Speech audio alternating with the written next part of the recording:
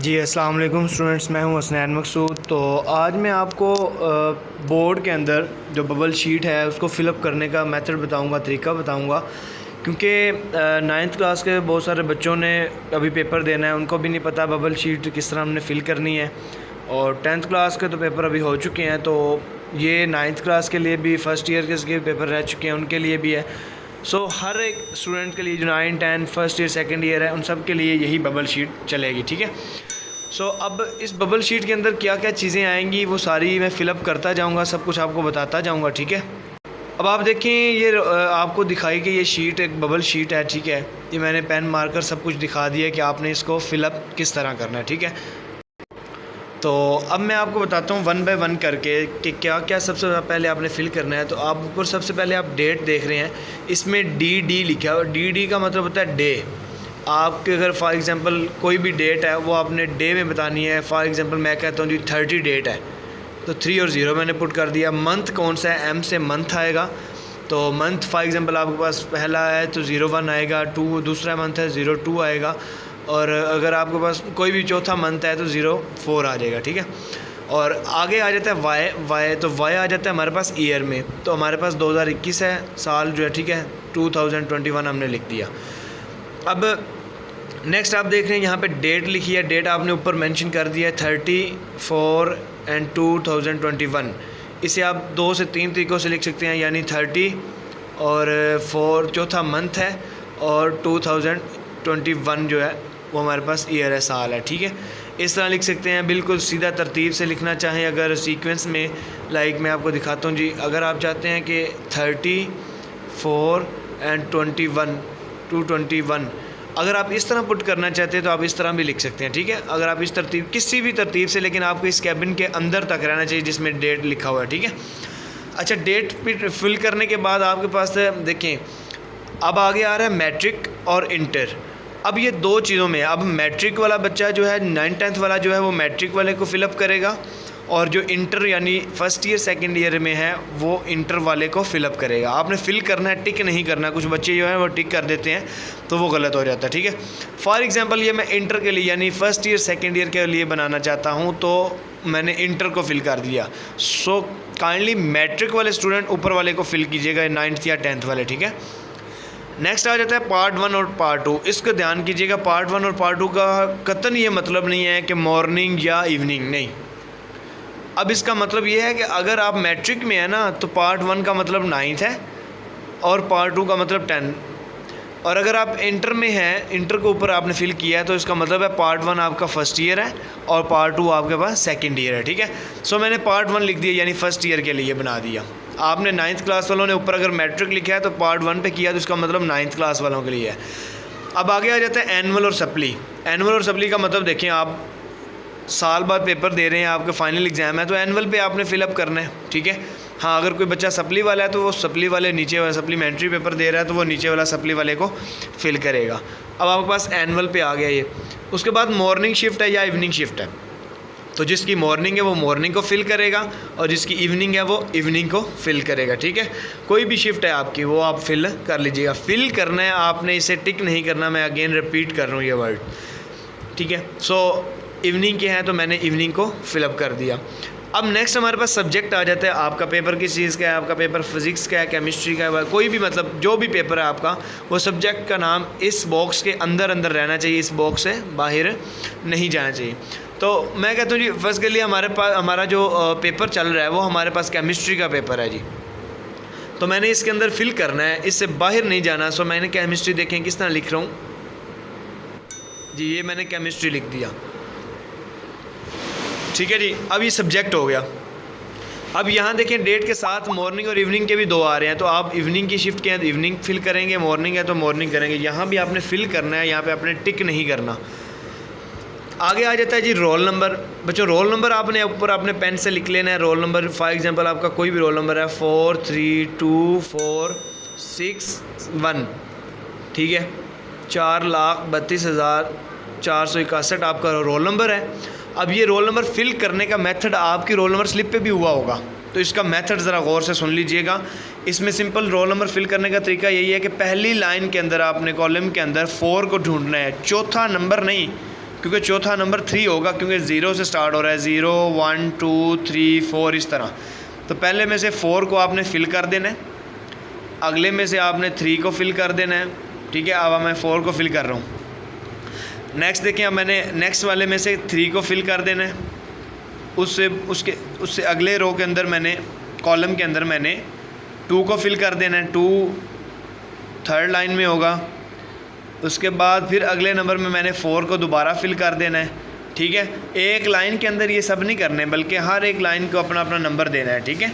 उससे अगले फिर 4 नंबर आ जाएगा, और 4 नंबर से नेक्स्ट फिर आप देख रहे हैं जी तो मैं 4 को भी फिलअप कर दिया। इसके बाद हमारे पास जो नंबर है वो है 6, तो आपने 6 वाले को फिल कर देना है, और लास्ट नंबर हमारे पास है 1। इसके बाद हमने फिर 1 को फिलअप कर देना है, ठीक है। अब याद रखिएगा कि आपने इस जो खाना बना हुआ है गोल, इसी के अंदर रहना है, इससे बाहर नहीं जाना, कोशिश कीजिएगा, ठीक है। तो ये आपका रोल नंबर फिल हो गया। काइंडली अगर आपने एक नंबर भी गलत लिख दिया तो आपका रोल नंबर गलत हो जाएगा, आपकी अटेंडेंस भी नहीं होगी। नेक्स्ट आ जाता है पेपर कोड। बच्चों पेपर कोड बहुत ज़रूरी चीज़ है। पेपर कोड आएगा आपका MCQs ऑब्जेक्टिव पेपर से। जब आपको ऑब्जेक्टिव पेपर मिलेगा, आप देखें 2 किस्म के पेपर हैं, ऑब्जेक्टिव एंड सब्जेक्टिव पेपर, ठीक है। आपने पेपर कोड लिखना है ऑब्जेक्टिव में से। तो आप ये ऑब्जेक्टिव पेपर देख रहे हैं सामने, आपका पेपर कोड उसके नीचे लिखा हुआ है पेपर कोड 3481। आपने सबसे पहले ये पेपर कोड पकड़ना है, इसको लिख लेना है वहाँ पर 3481, ये आपका पेपर कोड है जी, मैं लिख रहा हूँ जी। तो क्योंकि ये पेपर कोड एक जगह नहीं बल्कि 2 जगह आपने फिल करना है, ठीक है। पेपर कोड क्योंकि हर बच्चे का डिफरेंट होता है, इसलिए आपने इसको ध्यान से फिल करना है। ये ना हो कि एक नंबर दाएं बाएं हो जाएगा तो आपका MCQs गलत चेक होंगे, ठीक है। तो आपका पेपर कोड है जी 3481। अब मैं ये यहाँ पे पुट करता हूँ जी 3481। अब इसको भी इसी तरह जिस तरह आपने अपने रोल नंबर को पुट किया था, इसी तरह यहाँ भी आपने क्या करना है, नंबर 3 को फिल कर देना है जी। तो उसके बाद हमारे पास नंबर है 481, तो मैंने 4 वाले को फिल कर दिया। उसके बाद 8 वाले को फिल करना है, और उसके बाद मैंने 1 वाले को फिल कर देना है। तो ये हमारा पेपर कोड फिल हो जाएगा, ठीक है। नेक्स्ट हमारे पास 8 आ जाता है जी, 8 को फिल कर दिया मैंने, और साथ ही लास्ट पे हमारे पास नंबर है 1। तो आपने ऊपर जाके फ़र्स्ट वाला 1 नहीं करना, बल्कि सेकंड वाला 1 होता है, फ़र्स्ट वाला 0 होता है, याद रखिएगा, ठीक है। तो ये आपका पेपर कोड आ गया, ठीक है। यही पेपर कोड इसी तरह जो फिल करना है वो आपने अगले पेज पे भी मैं आपको बताऊंगा, वहाँ भी आपने फिल करना है। तो ये तो आपको पता है, देख लें कि आपने फिल किस तरह करना है। ये नहीं करना कि थोड़ा सा बाहर चला गया तो सही हो जाएगा, नहीं, थोड़ा सा अंदर से रह गया, आधा खाना फिल किया तो नहीं, ऐसा नहीं होना चाहिए, फुल फिल करना है आपने, ठीक है। नेक्स्ट आ जाते हैं नाम की तरफ। आपने नेम लिखा हुआ है जी, आप इंग्लिश में भी नाम लिख सकते हैं, आप उर्दू में भी नाम लिख सकते हैं, ठीक है। लेकिन जी मैं इंग्लिश में कोई नाम लिख देता हूँ, यानी हामिद लिख देता हूँ, ठीक है। सो हामिद नासिर मैंने नाम लिख दिया। नेक्स्ट आ जाता है फादर नेम। मैंने ऊपर बताया है कि इंग्लिश मीडियम में भी आप लिख सकते हैं, उर्दू मीडियम में भी लिख सकते हैं, उर्दू में भी अपना नाम लिख सकते हैं। आपने तो मैं फ़ादर नेम लिख रहा हूँ जी, हामिद नासिर नाम है उसका, और फ़ादर नेम फॉर एग्जांपल हमारे पास मोहम्मद नासिर या मोहम्मद हनीफ़, ठीक है। कोई भी नाम जो भी आपका नाम है, फ़ादर नेम आप इंग्लिश में लिख लें या उर्दू में लिख लेते हैं, ठीक है। अब आ जाती है बात, नीचे लिखा हुआ है आपका रोल नंबर इन वर्ड्स, कि आपको जो वो ऊपर रोल नंबर लिखा हुआ है 432461, इसे आप वर्डिंग में भी याद रख सकते हैं, यानी 4,32,461 है। अगर आप इंग्लिश में लिखना चाहते हैं इंग्लिश में याद कर लें, क्योंकि आपकी रोल नंबर स्लिप के ऊपर लिखा होता है। तो काइंडली ये आपने याद करके जाना है, इंग्लिश में भी याद कर लेना, उर्दू में भी आपने याद कर लीजिएगा, ठीक है। अगर मैं यहाँ पे इंग्लिश में लिख रहा हूँ जी 4,32,461, ठीक है, 461 ये रोल नंबर है आपका, ठीक है। ये आप ना जाने से पहले आप एक दफ़ा अपने तैयार करके जाइएगा, उर्दू में भी इंग्लिश में भी, ठीक है जी। उसके बाद आ जाता है सिग्नेचर कैंडिडेट्स। कैंडिडेट्स हैं आप, ठीक है। आपने अपने सिग्नेचर करने हैं, आप बेशक अपना नाम लिख लें, बेशक अपने साइन कर लें, ठीक है। अब इनको मैं उर्दू में भी आपको बता दूँ, जिस तरह मैंने बताया 4,32,000, ठीक है, 461 हमारे पास आ गया, ठीक है। तो ये उर्दू में भी है, अगर आप उर्दू में करना चाहें तो मैंने बताया ना, उर्दू और इंग्लिश दोनों में आप याद करके जाइएगा। उसके बाद आ जाता है आपके सिग्नेचर ऑफ़ कैंडिडेट्स हैं, यानी आप जो है अपने सिग्नेचर करें। आप इस जगह अपना नाम भी लिख सकते हैं, आप इस जगह अपना सिग्नेचर भी कर सकते हैं, ठीक है। तो मैंने यहाँ पे जनाब हामिद नासिर के सिग्नेचर कर दी। इंग्लिश में करने चाहें इंग्लिश में कर लें, उर्दू में करना चाहें उर्दू में कर लें, अपना नाम लिख लें, ठीक है। कुछ भी जो भी है आपको इजी लगे, ठीक है। वही दोबारा आप नाम लिख सकते हैं, सिग्नेचर कर सकते हैं। लास्ट वाला जो कैबिन है ना, इसे आपने नहीं छेड़ना, क्योंकि वो कैंडिडेट के लिए नहीं है, यानी आपके लिए नहीं है, बल्कि वो सुपरिटेंडेंट के लिए हमारे, ठीक है। यानी हमारे आपके सुपरिटेंडेंट आएंगे, आप आधे घंटे बाद 1 घंटे के बाद आएंगे, आके आपको सब कुछ ऊपर चेक करेंगे और नीचे अपने सिग्नेचर कर देंगे, ठीक है। लास्ट पे आके सिग्नेचर ऑफ कोऑर्डिनेटर, ठीक है, जो आपका सुपरिटेंडेंट होता है उसके सिग्नेचर होंगे यहाँ पे। तो नेक्स्ट आ जाते हैं लास्ट, ये था हमारे पास फर्स्ट पेज कंप्लीट हो गया।